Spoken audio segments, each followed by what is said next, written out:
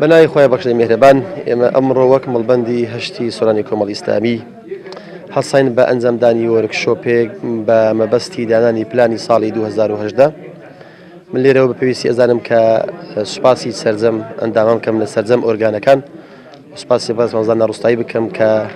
تەشریفی هێنا بۆ بەسەرپەرشتیکردنی ئەم وەرکشۆپە بۆ ئەنجامدانی پلانی ساڵی 2010 ئەمە گومان لەودانەیە کە پلان زامنی بەرەو پێشچوونی کارەکانە ڕێخستنی کارەکانە و زەمانەتی بەرەو پێشچوونە لەبەر ئەم ئامانجەگرنی و ئەم مەبەستەیە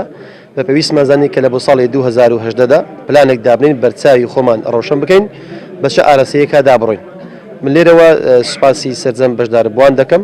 و هیوادارم کە بتوانن لە مناقەشەکردنی گروپەکانیان لە بەشی خۆیان بتوانن کە تەواو دەست بخەنە سەر